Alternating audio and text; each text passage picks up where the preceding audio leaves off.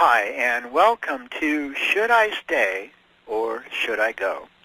Guidelines and strategies for making this life-changing decision as clearly and positively and confidently as possible. I'm David Steele. I am founder of Relationship Coaching Institute, and I want to start this program in what will probably be a very weird way. I want to apologize. I want to apologize to you. I want to apologize to the whole world because I have been struggling with this question most of my life. I've helped my clients when they're struggling with it. In Relationship Coaching Institute, we have included this as part of our training as how do you support a client that's going through this. And I have not gotten around to addressing this question in a webinar to spread this important information around the world until today. It's like, oh my gosh, I should have done this a long time ago. It is a critical question, it's an important question, and the ability to answer it in a way that serves you, in a way that's productive, is incredibly important. So I'm going to start off with an apology. I should have done this a long time ago. So if you know anything about me, I'm a marriage and family therapist. I fell in love with coaching in 1997, and I ended up founding Relationship Coaching Institute because there was no relationship coach training at the time. And I just fell in love with coaching as a very, very powerful, empowering way of helping people that got far better results than I could as a therapist. So short story. In my practice as a marriage and family therapist, I specialized in couples, and it was quite common to have a couple come into my office and tell me that the last therapist they worked with said that they should get a divorce, that their relationship is unhealthy. And I was just appalled whenever I heard that, and I heard it way, way too often. So I want to tell you straight out that no helping professional of any kind, not a therapist, a counselor, a social worker, or a coach, should tell a client to break up or stay. That is absolutely the decision of the client. It is very personal, it's very intimate, the consequences are immense, and so our job as helping professionals is to support our clients to make this decision consciously and carefully. So that is what we're going to cover today. What I am going to share with you today, I take full responsibility for. This is my perspective on it. And I invite you to disagree. That is okay. I'm okay with differences. I don't pretend to have all the answers in the world. However, I do consider this to be a very balanced, responsible way of helping singles and couples make a decision about a relationship they're involved in, or if you are involved in a relationship, that these strategies and these guidelines will help you as well. So let's go ahead and get started. Decision-making factors. What kinds of things go into the decision of should I stay or should I go if you're involved in a relationship and you're considering this? Well, first of all, the type of relationships. Not all relationships are the same, right? You have dating relationships, you have committed relationships. They're very, very different.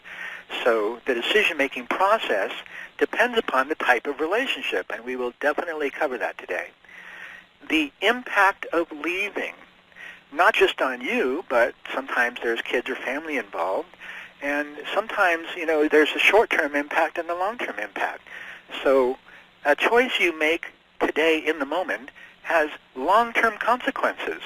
And yes, that might sound obvious to say, but when we're in the moment, we often will make the choice impulsively or reactively, and we won't even consider the long-term consequences. Or if we do, we're not even conscious about what all the long-term consequences are. So we definitely need to take in consideration the impact of leaving, and we'll talk more about that today. The choice, is this a conscious choice or is it an impulse? Have you explored this fully? Have you taken in consideration all the factors, including your own part in it? Or is this just an impulsive, reactive choice because you're upset, you're angry, you're frustrated? Trust me, I've been divorced twice. I've been in other relationships besides married relationships. And when I have struggled with this choice, I have struggled with it for years. It wasn't an impulse just to leave. It was a struggle for years. And I totally understand the impulse to want that struggle to be over. Just make a decision, make a choice, and move on. And it is really hard to stay in a situation that is stressful or frustrating. It's really hard. Totally understand that. And so this is why it's important to get the support you need to be as conscious as possible, because the impulse will be eventually, I just want the pain to be over. And then another factor, very important factor, is requirements, needs, and wants. And what I discovered when I got into relationship coaching is that we have different needs in a relationship, and they're not all equal. Some of them are requirements. They are absolute must-have, non-negotiable deal breakers. And if a requirement isn't met, the relationship will not work. And then there's needs, which you need to be happy. You need for your life to work with your partner. You need to feel loved. But they're not necessarily deal breakers. You're not going to get a divorce because of it. And they are solvable. So there is a difference between solvable and unsolvable problems. And then there's wants, and wants are the icing on the cake. Wants are what makes life enjoyable. However, you cannot have a want met and still be happy. The problem with wants is that sometimes we confuse wants with needs or with requirements. And so that's where a relationship coach or having a neutral third party that understands this can really, really help to talk through what's really important to you, what is the critical, non-negotiable deal breaker, and what would be, okay and you could live with if it happened or didn't happen, and what's optional. And as far as requirements, what I found is that these are so huge that you really, really cannot live with the relationship as it is if the requirement isn't met. Let's take an easy example of that. Let's say infidelity. It's quite common that infidelity will cause a relationship to go in crisis because one partner can absolutely not stand having infidelity in the relationship. So that's an example of a requirement. It is so strong, it is so forceful, you absolutely cannot live with it. Living with it is really, really, really difficult, and it would cause you to break up the relationship, even if the consequences are immensely high for doing so. So when we get married, we take vows, right? We take vows to be together for life. And I would like to think, take those vows pretty seriously. So what would cause us to break those vows, to break that serious commitment that we made to be together for life? There's some huge force that is even bigger than your vow, and I call that force requirements. So there's more to the story. It is possible to live with the requirement of being met, and things change. If, for instance, infidelity, let's say there is infidelity, you can get through it. Maybe you can't live with the infidelity, and that is a deal breaker, but you can work through it with your partner, and you can get past it. So there are situations where requirements aren't necessarily a reason to break up the relationship, but that's part of making a conscious choice. So those are some of the decision-making factors to consider. So next, let's talk about the types of relationships. First, we have dating relationships, and these are when you're single and you are getting together with another single person, and you are not exclusive, but you're getting to know this person, and you might have a few dates, before you decide to become exclusive. Now, this is a stage that some people stay in for years. Other people, on the second date, they're exclusive. So the dating relationship is generally non-exclusive. Pre-committed relationships are when you have found somebody and you've been dating and now you are exclusive.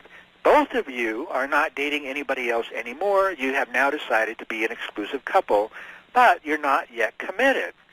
It is a form of commitment to be exclusive, but it's not a committed relationship. And what's on your mind when you're in a committed relationship is is this the right relationship for me? Should I make a commitment here? It's a very good question, a very conscious question, and this is a stage of relationship that I love, and it's a great stage for relationship coaching to help a new couple, a pre-committed couple, become clear, is this a good long-term fit for you? You know, should you become committed? Would that be a good choice? And then the premarital type of relationship is when the decision has been made. Yes, we want to become committed. We want to get married. They haven't actually done it yet, but the decision has been made. So the question, is this the right relationship for me? Should I make a commitment here? That question has been answered, but the commitment hasn't been made yet. So it's still reversible. Anything can happen, and it's still an important area to explore. Compatibility and building a good foundation for, your long-term relationship, and so that when you do become committed, you have a really, really good start.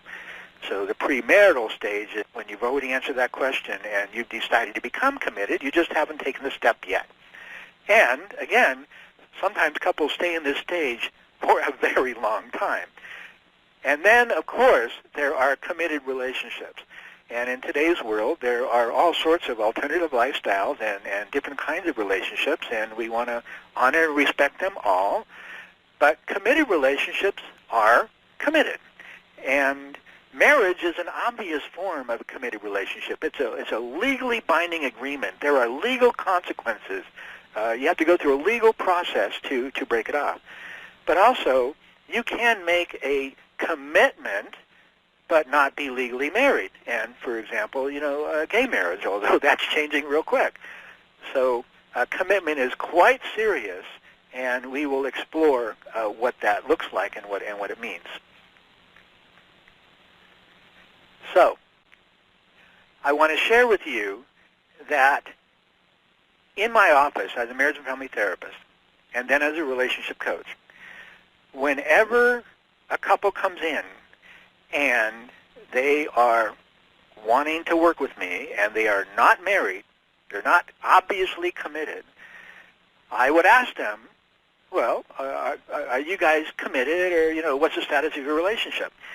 And I want to tell you that 100% of the couples that I ask these questions say, we're committed.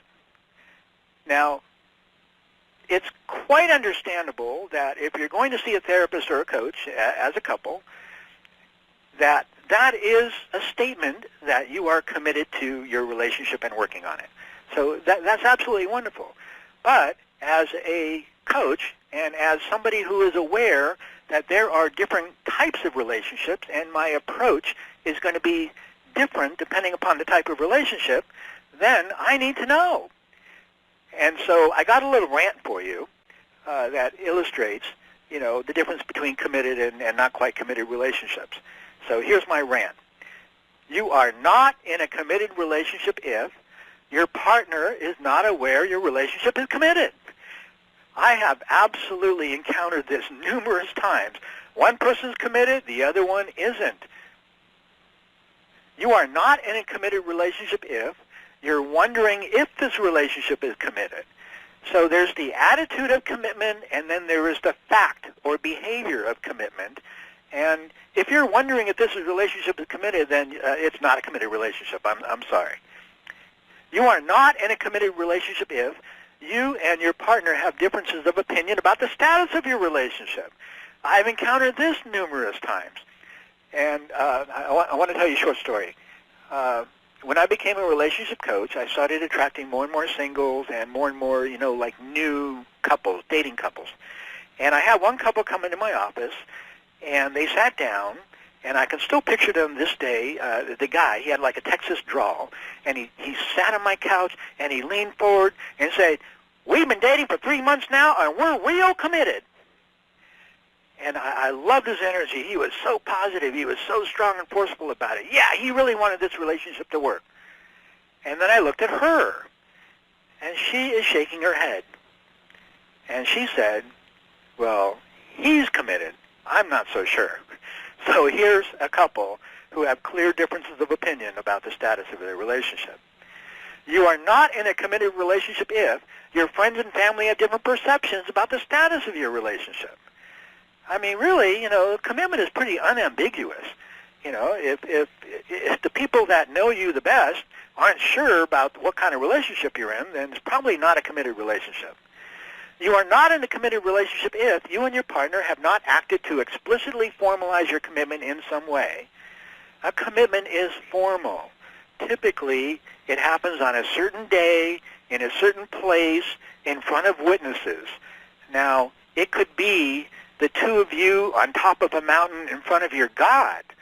But if I were to ask you, well, when and where did you become committed? You should be able to tell me. And if your answer is, well, we haven't had our ceremony yet, then, sorry, you might feel committed, you might be acting committed, but you haven't taken the formal step of becoming committed. So this is just my opinion, because commitment is huge, it is important, there has to be a line.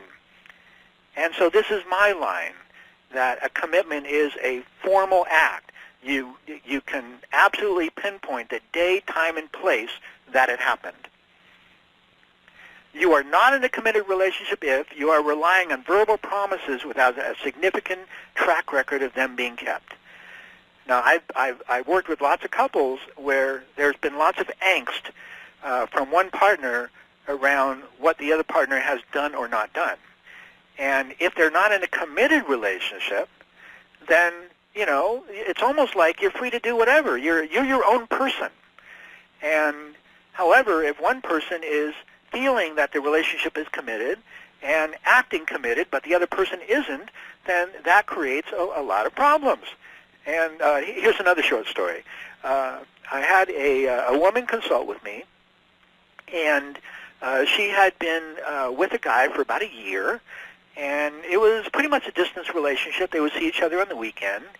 And then she became really upset because he, quote-unquote, cheated on her. So he dated somebody else. He slept with somebody else, and she found out about it. And she felt very betrayed, and her words were, he cheated on me. So I asked her, well, were you in a committed relationship, or what was the status of your relationship? And you say, well, we haven't really talked about that. We've been dating for a year. I just assumed, we're a couple. Well, in her mind, they're a couple. In his mind, he's free to do what he wants. He didn't make any commitments. So, the verbal promises or what you say is not as important as what you do. And, I'm sorry. So, relationships are messy. So you have to have a way of figuring out, what type of relationship is this, and let's be clear with each other. Let's communicate about that. So here's my perspective on commitment. Commitment is explicit and unambiguous. A commitment is a formal event of some kind between two people. A commitment is something you do over time. A real commitment is usually legally enforceable, and there are consequences for breaking it. So I'm expressing this because, to me, it's really, really important, the line between a committed relationship and a not yet committed relationship. The decision-making process, if you're not yet committed, in my mind, is very different from the decision-making process if you're in a committed relationship. So we will cover exactly what that looks like. So for more information and free relationship assessments, including our relationship status questionnaire, which I designed specifically for couples who aren't sure about the status of their relationship, visit coupleforlife.com/assessments. So, dating relationships. Now, there's different kinds of dating.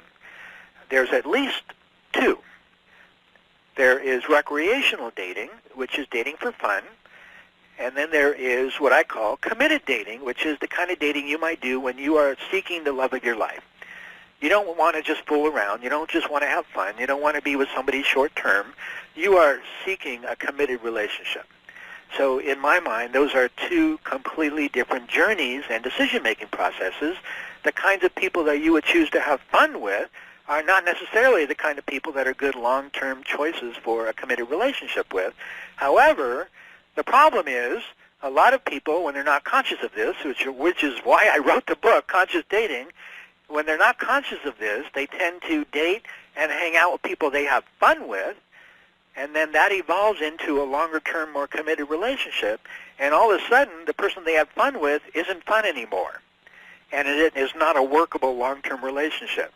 So the criterion for a committed relationship is a bit different from the criterion for a fun relationship or a recreational relationship.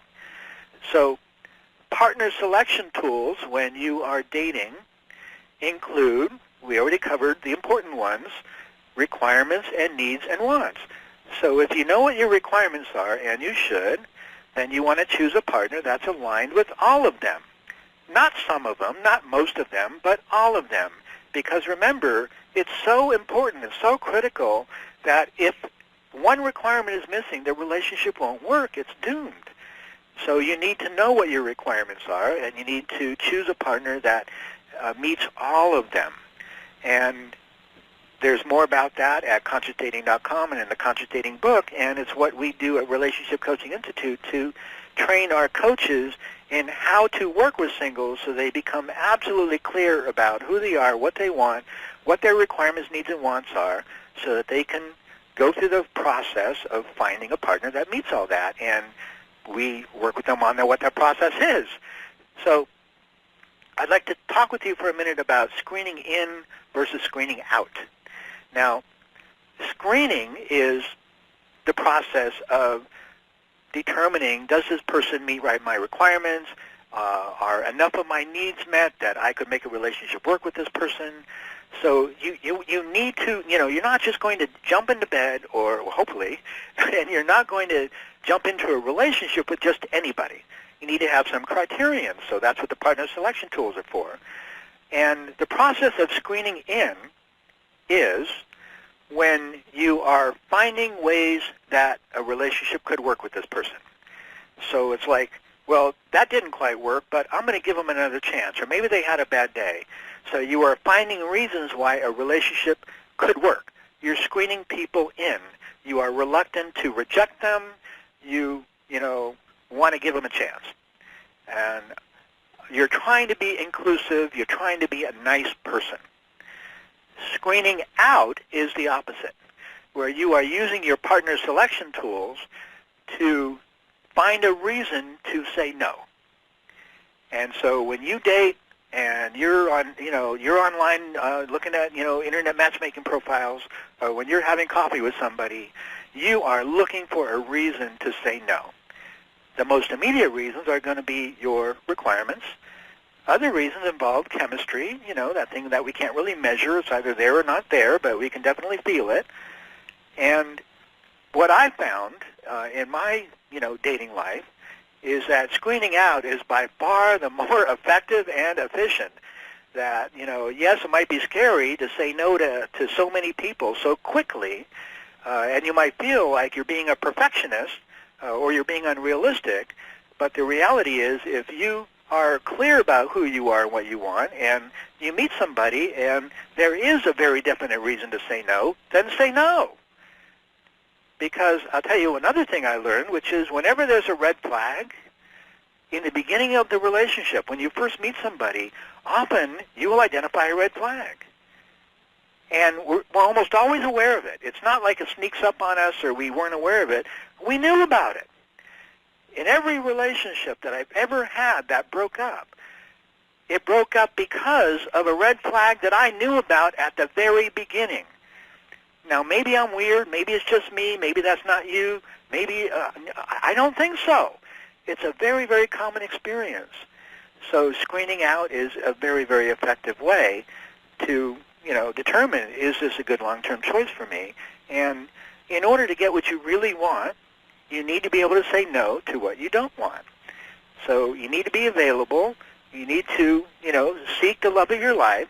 And the way to do that is by, when you meet somebody that is not the love of your life, and you can see that from the beginning, say no. So, settling. The role of settling in dating. What I found is that just like screening in versus screening out, we as singles, often we don't want to be alone.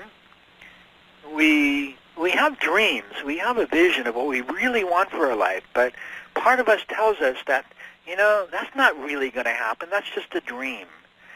And so we tend to be tempted to settle for the best we can find or the best we think we can get. And what I've learned is that when we settle for any less than what we really want, we're not going to be happy. That is always going to weigh on us. It's always going to be part of the relationship. So it doesn't go away. It's not like, okay, I'll accept this 80% relationship and I'm going to erase the other 20%. It's not going to be there anymore. Well, no. That 20% that doesn't work for you is always going to be there. It's going to interfere with the relationship working. So when you are single, these are critical decision-making tools that you can use to find the love of your life and make that choice and decide whether to stay or whether to go. So for more information about that, please check out consciousdating.com. I have a cool thing for you. I have a dating red flags checklist. And this is the same checklist that's in the book, Conscious Dating. And you can get it for free at consciousdating.com/free-stuff. It's a dating red flags checklist. So it'll really, really help you if you're single and you meet somebody. You look over this checklist and it'll help you identify red flags. And if there are any red flags and you're practicing screening out, what are you going to do? You're going to, say, nice to meet you, and move on. So, some suggestions and guidelines for pre-committed and premarital relationships.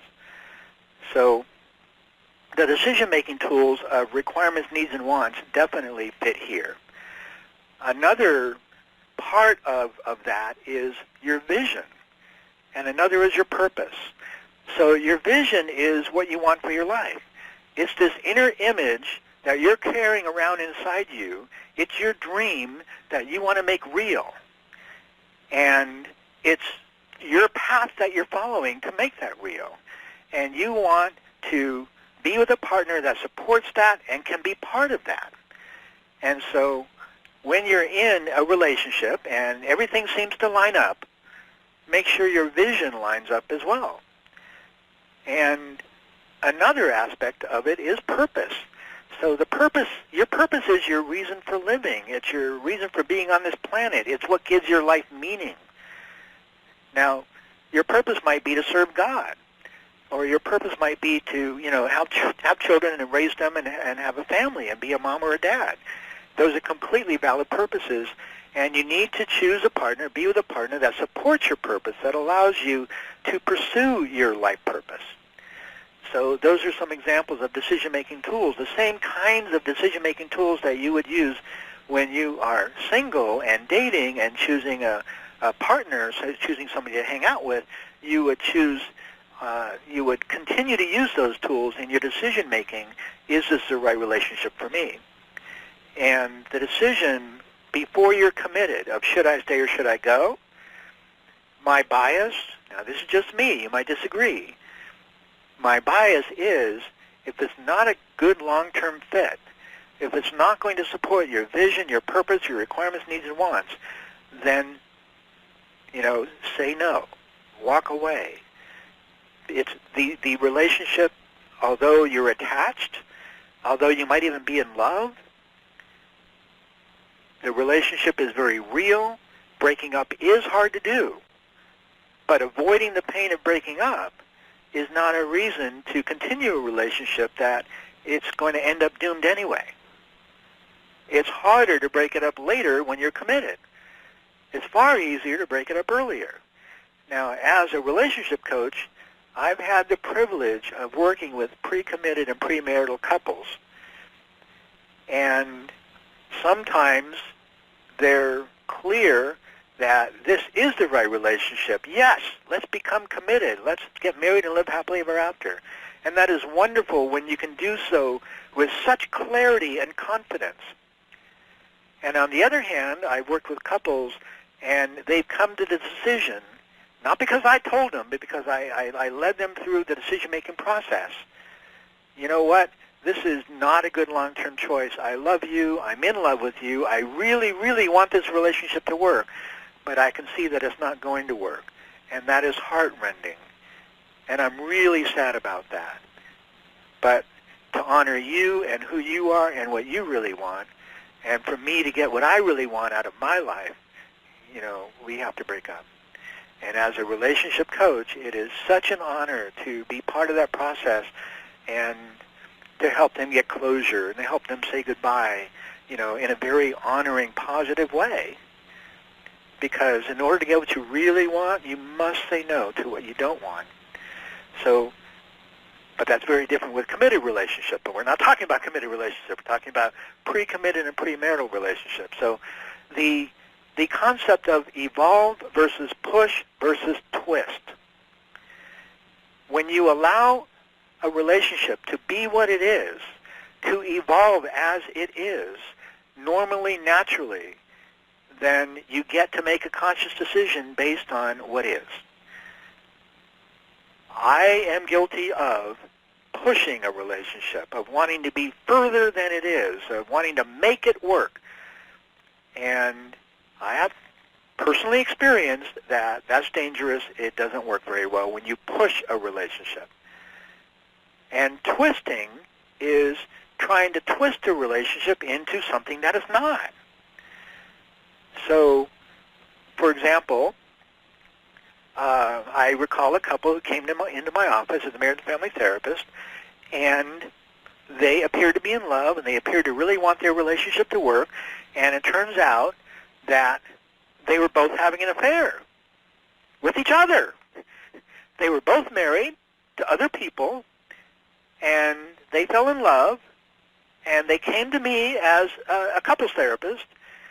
They wanted to live happily ever after together, but they were both married and they both had families. And, I couldn't change that. I had no magic wand. They were trying to twist their situation and their relationship into something that it wasn't. You're not available for each other. And yeah, you could, both get divorced and be together, but you got to make that choice, and it's going to be hard, and it's going to be devastating to both you and your families and your kids, So we have this tendency, though. We have our dream and our vision, which is normal and natural to have, and then there's the reality, and it's tempting to try to twist the reality into being what we want it to be. And so, just watch yourself, or watch when you have a client or a friend that's doing that, because we do it. It is very tempting. And again, the dangers of settling, we already talked a bit about settling in pre-committed and premarital relationships. You are attached. You are in love. You really want this relationship to work. The cost of breaking up seems high, including the emotional cost. Breaking up is hard to do. But trust me, it is far easier to do before a commitment. And if the relationship is not a good fit, and I don't mean, by fit, let's talk about fit for a second. Fit, what I mean in terms of not settling, fit is 100%. Now, most people, when I tell them that, will tell me, oh, you can't expect that. That's not realistic. Well, yes, it is. Now, let's say you go to a department store and you're looking for a jacket. There's a lot of jackets in that department store, and you try on a lot of them, and a lot of them don't fit. But chances are, if you keep on looking, you'll find one that does. And the cost of choosing one that doesn't fit is you're never going to quite be comfortable in it. It's never going to quite look good on you. You're always going to kind of regret, buying it. So as long as you're going to make a choice to go after what you really want. 100% of what you really want. It is possible. I know, because after a lifetime of settling, I finally got 100% of what I really want. And I do not recommend multiple divorces in order to get there. By all means, I do not recommend that. However, if you are conscious, if you are in a position to make that choice, go after 100% of what you really want. It is possible. The minute you tell yourself it's not possible It's a self-fulfilling prophecy. Of course it's not going to be possible. So part of what we do as relationship coaches, one of the very important roles we do for singles and for pre-committed couples is, we support them to identify what is 100% of what you really want and to help them identify the choices that would align with that. Now, it's not up to us to tell them that's good, that's bad, that's right, that's wrong, that's a good choice, that'll get you 100%, that won't. It's not up to us. The client already knows. So we're just asking them the question. We're helping them achieve clarity. And clarity has a lot of power. A lot of power. When you think about it, a lot of the confusion and opaqueness in life, should I, shouldn't I, maybe this, maybe that, that's really hard. Clarity is like clearest day. Of course, this is the best choice. This is the right choice. This is how I can get what I want. So as coaches, that's what we do with our clients. We help them achieve that clarity. And then the choice becomes obvious. We don't have to tell them what it is. They know what it is right in front of them. That's the art and science of coaching right there. So the danger of settling is it's so tempting, and we have all these voices in our head that tells us that what we really want isn't possible. 100% isn't possible. We don't deserve it. It's not going to happen. You have to take this or be alone. And that is fear. That is all fear. False expectations appearing real. It is not real. However, it is what drives a lot of relationship choices. So, for more information about pre-committed relationships and premarital relationships and a very cool pre-committed relationship assessment, please visit coupleforlife.com/free-stuff. So, let's talk about committed relationships. Very, very different animal from dating relationships, very different from premarital or pre-committed relationships. Totally different conversation. And I'm sorry, I can't help myself. I just have to play this clip. Love the one you win. Love the one you win. Love the one you win. Love the one you win.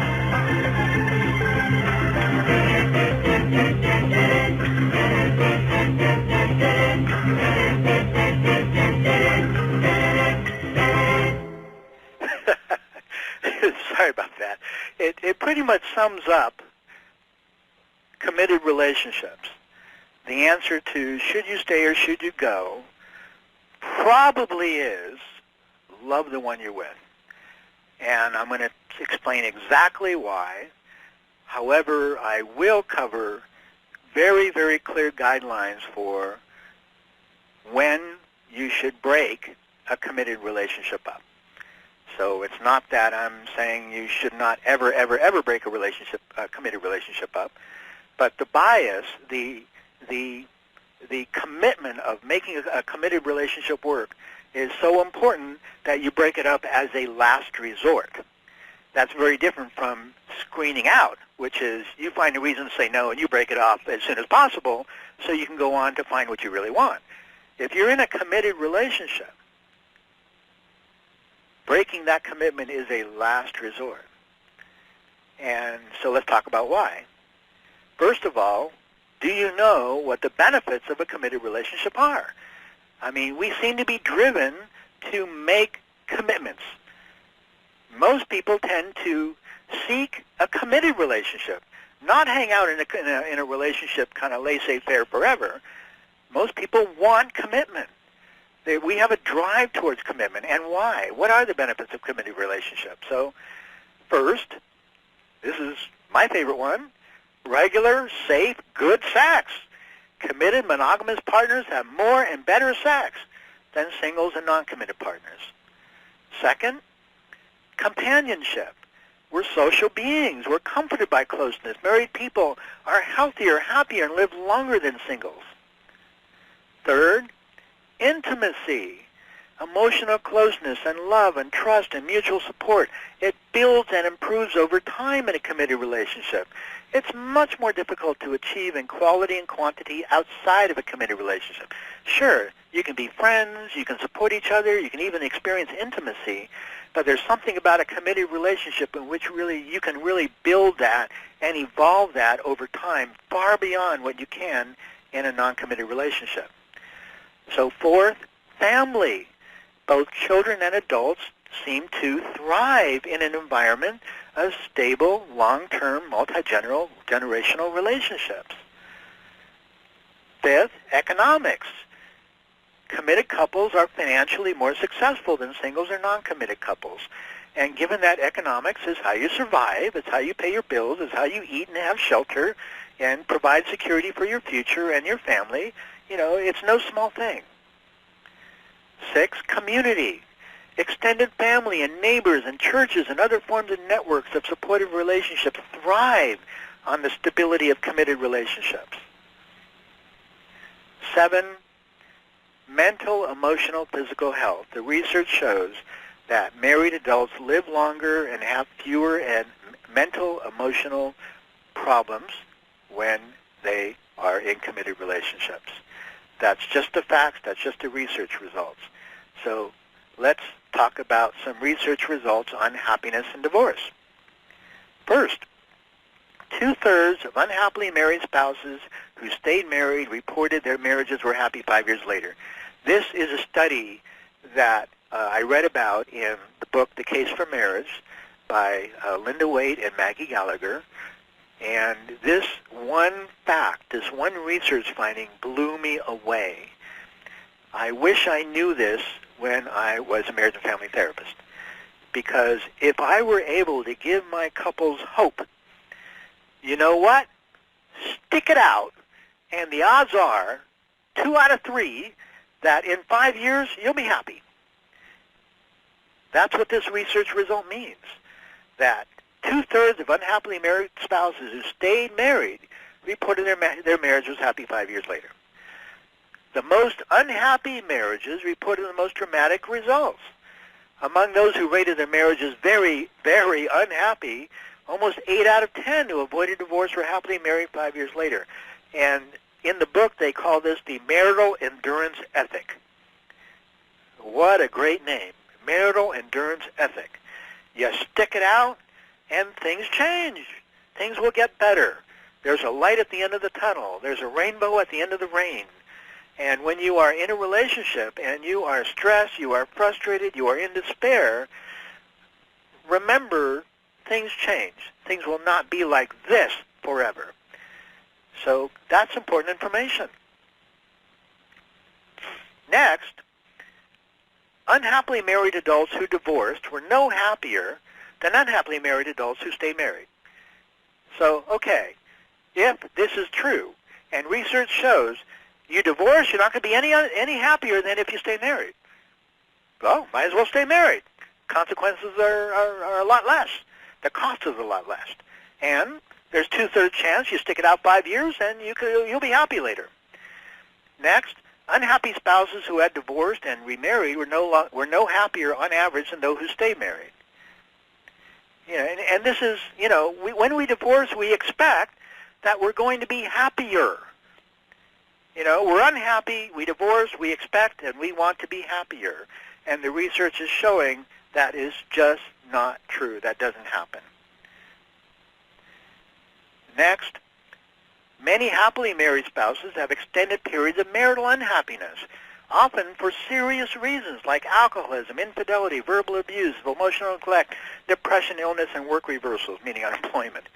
So, yes, when you're married, when you're in a committed relationship, times get tough. Times can even be very, very tough. Times can even be, awful for an extended time. So even happily married couples go through awful periods as they get through it together. Next, unhappily married adults who divorce were no more likely to report emotional and psychological improvements than those who stay married. So you would think that you get divorced from an unhappy marriage, that you would become a happier person, a healthier person, you would grow and evolve as a person. The research shows that that's not correct. Now, this is research, right? This is statistics. So this is about, what happens with most people. There's lots and lots and lots of exceptions. And also, as I'm speaking, I don't want you to get the impression that, I'm dogmatically saying don't get divorced ever. That's not what I'm saying at all. Right now, I just want to share with you some important research results that I came across. So, next, to avoid divorce, many assume marriages must become happier, but to get happier, unhappy couples must first avoid divorce. And this is really interesting because I can't tell you how many times as a marriage and family therapist I work with a couple who, one partner was very, very unhappy and they would not participate in, making the relationship work unless the other partner changed. And it's like the message is, well, when you change and I'm happy with that, then I'll change. Then I'll participate. It's totally unrealistic. It's really, really tough to work with those kinds of couples. So to avoid divorce, many assume marriages must become happier, but to get happier, unhappy couples must first avoid divorce. It's simple, but it's profound. In most cases, a strong commitment to staying married not only helps couples avoid divorce, it helps more couples achieve a happier marriage. Commitment by itself. Remember the marital endurance ethic. Commitment is like the glue, and when you are committed to your relationship and your marriage and your life together, you find a way to make it work. The commitment means not having any exits. And exits include a mental exit, dreaming about what it would be like without this partner, or a physical exit, like having an affair. So, we've gone through some research results. Let's talk about when you should break a commitment. I want to provide you some very, very clear guidelines that you can use to decide if and when you should break a commitment in a relationship. In other words, if you're married, if you should get divorced. So, since unhappiness is usually related to unmet requirements and needs, can you find ways to get them met outside the relationship while honoring your commitment? So, are your requirements and needs, are they realistic? Is it realistic to expect that this one partner, this one relationship can meet them all? Can you find ways to get them met outside of the relationship in ways that support the relationship and support you? So, for example, let's say one of your requirements is to have a family, to have babies, to have children, and your partner absolutely refuses, or they agree when you got married and then later on they refuse. I've encountered that. Okay, well, can you find a way to have children in your life, have family in your life, without actually having babies? So the idea here is that happiness often is really an inside job, and often the unhappiness we create for ourselves because we're expecting our partner to make us happy and the marriage to make us happy, and happiness really needs to start from inside us. So when it's related to an unmet requirement or need, can you find ways to get them met without needing your partner to be the one to make it happen? Second, are the children better off in or out of the situation? There's a famous quote by a famous question that Dear Abby always used when addressing this question. Are you better off with them or without them? Are the children better off with you or without you? And often in an unhappy relationship, the children are fine. The children are better off with you together. Now, it's quite common where there's an unhappy relationship and it really bleeds over into the children, and it's a terrible environment for them. But take a look at that. If it's important for the children, in fact, I've seen a lot of couples stay together for the children. They're miserable together, yet they stay together for the children. And the children benefit from it. And then the children go off to college, and, they become adults, and then these empty nesters who were miserable together, all of a sudden, they've been together for 20 years. Now they start having more fun together, they start reconnecting, and now they're happy. So that's quite possible. So remember, things do change. And there are no such things as a relationship emergency. So even if you're unhappy, even if you're feeling in despair, like right now, tomorrow's another day. There is no such thing as a relationship emergency. If it would be better for the children, I have seen lots of couples stay together for the children. It's not necessarily a bad thing. It can be a very, very good thing. So that's another consideration. Third, what is the position of your family and friends? I found that it's uncanny how they knew all along what we discover much later. So, do a little research and find out what other people, how they perceive your relationship.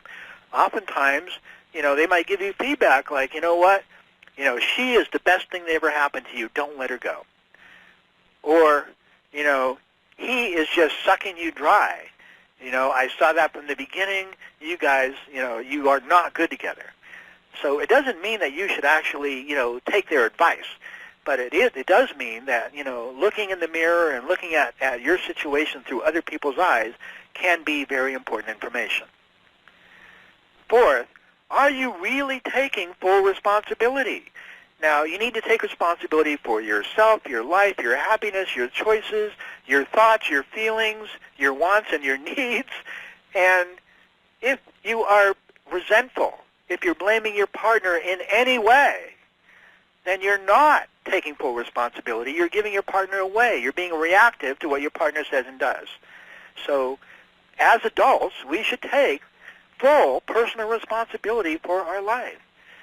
And even if you're unhappy and it's a relationship and there's other person, is participating in you being unhappy, you should be able to clearly identify your contributions and how you are making yourself unhappy in the situation. So, take full responsibility. Learn how to do that. It's something very important to look at. It's an important reason to work with a therapist, counselor, or coach, because this is sort of a developmental issue. Because if you're not able to, if you haven't learned yet how to take personal responsibility, none of your relationships are going to work. Your life is not going to work. You are not going to be happy no matter what. Because the whole world is going to have to bend over and give you everything you want in order for you to be happy, and it does not work like that. So you do need to take full responsibility, and are you really taking full responsibility? Very important to look at. Number 5, what about your commitment? If the odds are that the odds are 2 out of 3 that it will work out if you stick it out long enough, can you hang in there? Can you take responsibility? Can you focus on your attitude and what you are doing? Great quote here. Life is not what happens to us. Life is what we do with what happens to us. So what about your commitment? You made a commitment. Are you going to honor that commitment? Are you going to do everything you can to honor that commitment? 6, are you getting the support you need? Are you really using that support? I can't tell you how many times I've seen people struggle with their relationship and they're doing it all by themselves. And, get support, friends, family, neighbors, ministers, church community, counselor, therapist, or coach. Don't do this alone. Get support. Put yourself in the hands of somebody that you trust, somebody that seems wise and objective, not somebody that agrees with everything you say, not somebody that makes you feel good about yourself. In fact, it's better to trust somebody that challenges you a bit, because they see, the areas of growth that you have. They see the blind spots that you have. Don't just be with, friends or people that, make you feel good and, they agree with everything you say. Find a wise and understanding friends and mentors that can, that you can both relate to. Do this as a couple. So get the support you need. Do not do this alone. You shouldn't even consider breaking off a commitment if you haven't really gone through the journey of getting support for your relationship. Because no one is successful alone. And of course, who am I to, I'm a relationship coach, I'm a therapist, of course I believe that. But I really, really, really do believe that. 7, are you and the children physically and emotionally safe? Commitment is not a reason to stay in an abusive or unsafe situation. So sticking it out in a committed relationship and, 2/3 odds the relationship will be happy 5 years later does not apply to abuse at all. However, I will say that sometimes we call things abuse that are simply, people acting out stressfully in the relationship, raising their voice, name calling, things like that. So we have to take a look at, what is abuse versus what is just, frustrated acting out that's within normal range. And that's another reason to get the support that you need, get some outside objective opinions about that. Number 8, what is your true underlying commitment? If you would leave because you're unhappy, your commitment is to your own happiness, not the relationship. Be honest with yourself about the difference between your commitment and your attitude, what you're saying and what you're doing. So if a committed relationship works because of commitment, commitment to what? Commitment to the relationship, not commitment to your happiness. In fact, what I've found, and this is from the radical relationship material that my wife and I are starting to develop, you can check that out at radicalmarriage.com. A happy, fulfilled relationship is more likely to happen when both partners, are committed to each other's happiness. I am committed to my wife's happiness 100%. She is committed to my happiness 100%. What a great deal. I work to make her happy. She works to make me happy. That's a partnership. That is what I want for all couples. So what is your true underlying commitment? If it's to your own happiness, what about your partner's happiness? Don't be like those couples that were in my office saying, well, he's got to change first. I'll change. I'll be different when I'm happy. That doesn't work. So be honest with yourself about where your commitment is. Is it to the relationship or is it to your own happiness? If it's to your own happiness, I'm here to tell you that not only is this relationship going to work, all other relationships aren't going to work because you're being, honestly, selfish. So commitment to the relationship is what makes relationships work. That's the foundation. 9, have you really tried everything? I can't tell you how many couples I've worked with where one of the first things they said to me when they started working with me was, we've tried everything. Now, they haven't. That most of the time they've done the same thing over and over expecting different results. And you know what that is. That's the definition of insanity. But you know what? They believe it because you don't know what you don't know. They don't know that there's things they haven't tried. They really believe they tried everything. They tried everything they know. Well, what about the things you don't know? Now, I have found that in life and in business, there are always solutions. And most of them you're not even aware of right now. And so if you're conscious of that, you're aware of that, there's information here, there are ideas and strategies that I don't even know yet.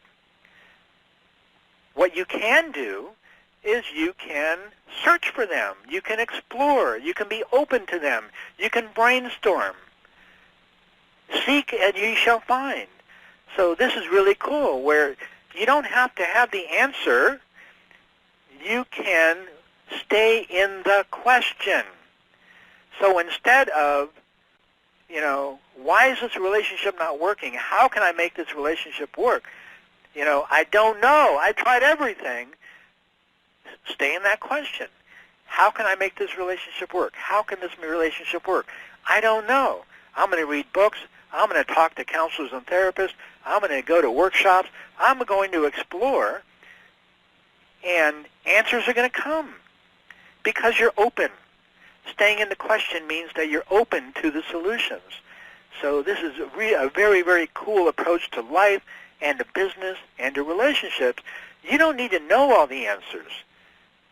You don't need to have the solution right now. All you have to do is stay in the question. So when you feel like you've tried everything, trust me, or trust Robert Schuller, you haven't. Because he says, when you've exhausted all possibilities, remember this, you haven't. So those are my 9 things to consider for when should you break off a commitment. And all of this will be downloadable on this same webinar page after the program when we post the recording. So don't worry, you don't have to take all these notes.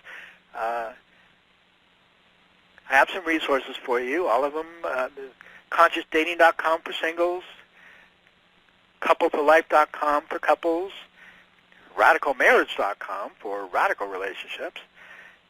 And if you'd like to become a relationship coach or explore that, you care about relationships, you have a passion for relationships, you really want to help others with your relationships, and you really see that relationship coaching is the way to go as opposed to being a therapist or something else, then please do visit relationshipcoachinginstitute.com and check out our Relationship Coach Starter Kit. It's free. So, at this point, that's everything I got. That's my best take on how to address should I stay or should I go. I've done my best to provide you clear information and guidelines for if you're single or a pre-committed or premarital couple or a committed couple, what you need to know and the tools and strategies that you can use to help you make that decision, should I stay or should I go? So, I'm going to look at the questions that came in. And thank you, John. He says, great job, David. John also says, you answered all my questions. Okay. Renee is asking, what if your spouse is not committed to your happiness, but you are committed to theirs? Well, that's a great start, Renee. Definitely keep your commitment to their happiness and, stay in the conversation and see a counselor, therapist, or coach. Go to radicalmarriage.com and look at the videos together, especially radical intimacy.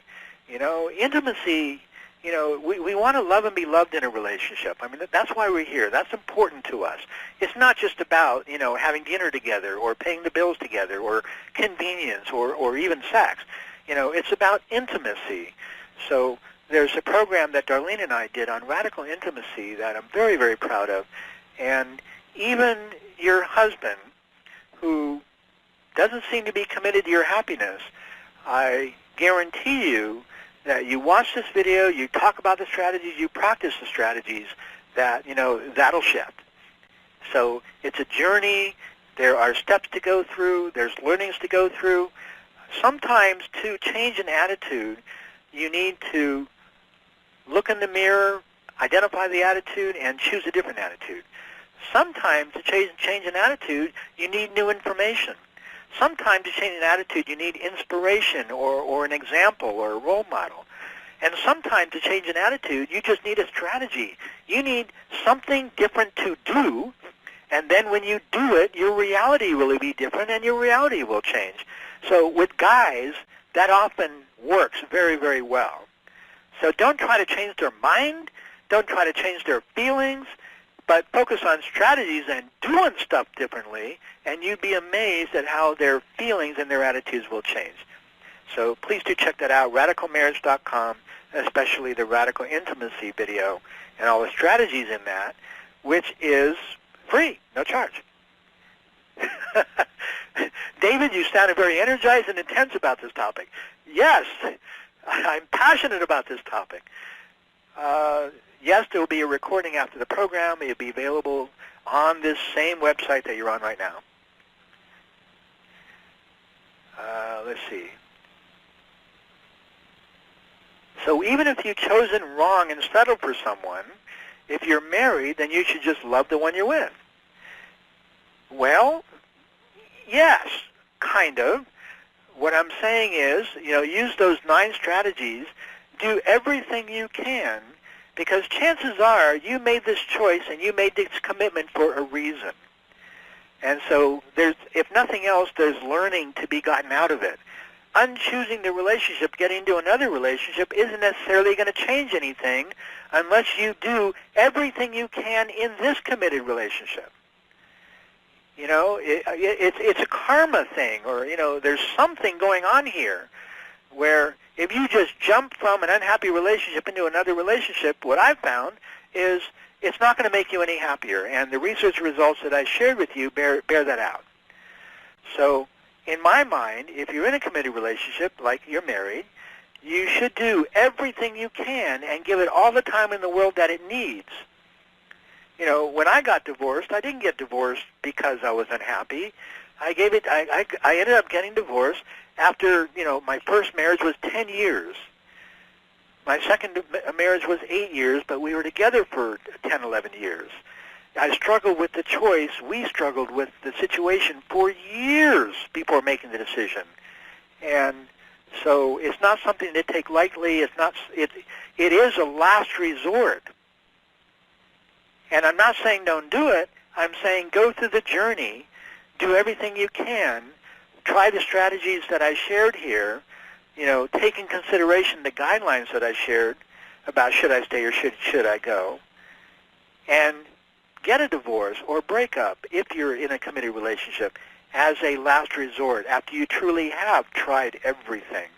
Because then, whatever language you want to put to it, your karma will be clean, and you will have done the work to work through whatever relationship issues have caused you to choose that relationship, and that will help you choose better the next time. It will help you have a better relationship the next time, and that's really the goal. I mean, you know, I didn't want to get divorced. I really, really, really, really did not. However, I look back on it, and I see that that was a necessary journey that I had to take to be where I am, to be with the love of my life, to really live happily ever after. Now, that's my journey, and I wouldn't wish that on anybody, but we all have our own journey. Okay, let's see what else. The answer often depends upon religious beliefs. Abuse and or addictions seem to impact most decisions. But you know what? The research shows that abuse and addiction is actually a small minority of divorce situations. A small minority. Yes, it's true. Yes, it happens. In fact, my second marriage broke up because of addiction, but it's a minority. Most people get a divorce when they could have made it work. They just cut it off too early because, quote unquote, they tried everything and they're just miserable and they didn't want to be miserable anymore. And you know what? We can't blame them. But it's a very individual, very personal choice, and if you want to make that choice as consciously and as best possible, then I've done what I can to give you those guidelines and suggestions today. Let's see, Kim is asking, do you have tools to assist couples that are divorcing but still residing in the same residence? Yes. It's called relationship coaching. It is absolutely possible to divorce, be divorced, go through divorce, and live in the same residence. However, it's really hard to do that on your own. You need support, you need guidance, you need structure, you know, so please do get the support you need. I really do believe that we can accomplish pretty much anything with enough support. You know, you can get to the top of the Empire State Building with the right team on your side. You can fly to the moon with the right support. Almost anything is possible with the right support. And if it's not happening, then get the support you need. So, Kim, that's my best answer. Yes, residing in the same residence when you are divorcing or divorced is absolutely possible, but get the support you need. Let's see, Jay is saying, I just broke out my engagement with my fiancé 5 weeks ago. Very interested in participating in the webinar. I've second-guessed myself since then. Thanks for hosting this event. Jay, I sincerely hope that this program has helped you stop second guessing, and be more confident in your decision. This is what I've wanted when I was struggling with these situations. Should I stay or should I go? I probably spent half my adult life struggling with this question. And having, clarity or confidence in the decision is something that I've just longed for. And now, 56 years old, head of a relationship coach training organization, thousands of coaches trained all over the world, have studied and explored relationships up and down and sideways. And, I can finally share with you what I've come to in order to be confident and clear. Let's see. Here's a long question, but the bottom line is that here's one partner who's with another partner who has let go of her physical appearance. They have children. They're married, and they want sex. They want a physical connection, but the partner is not interested in physical connection. Has let herself go physically, so they can't imagine spending the rest of their life without having physical intimacy, and does not want to leave their children or break up the family. This is a wonderful, wonderful example of, it looks impossible. But you know what? It's not impossible. However, you don't have the answer right here, right now. I would recommend that you and your partner take a look at the Radical Intimacy video at radicalmarriage.com, and then graduate to the Radical Sex video, and also get the support you need. But what I've found is that in sexless marriages, and that's essentially what this person has, there are a number of reasons for a sexless marriage, but it doesn't have to be that way. But you definitely need both partners becoming a team. And so when you stop blaming, and clearly this partner is blaming, her for letting herself go and not being interested in sex. When you stop blaming and you become a team, we're married, we have a relationship, we live with each other, we have a family. What can we do to make this work? What can we do to live happily ever after? What do you need? How can I make you happy? And here's what I need. I'd like to talk with you about what I need. Are you willing to listen to me and work with me and meet me halfway? Those kinds of conversations will help shift the situation. And getting the support you need. Don't do it alone.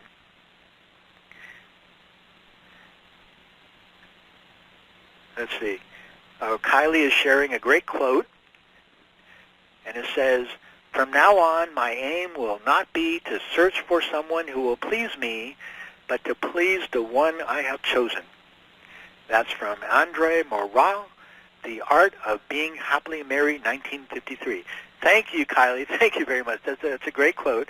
It does reinforce, my learning, my principle that to have a fulfilling, committed relationship, we need to be committed to each other's happiness.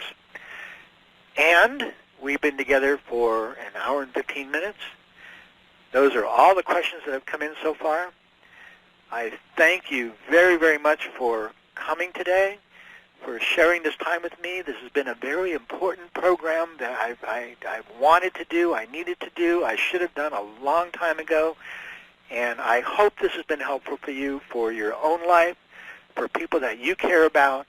And I hope you will bring this information. If you are a counselor, therapist, a coach, I hope this will be helpful for you in working with your clients in your practice. So thank you very much.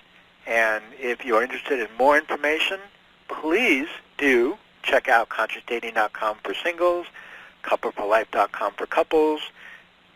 If you want to become a relationship coach or check us out, that's free, RelationshipCoachingInstitute.com. Thanks for joining us, and bye for now.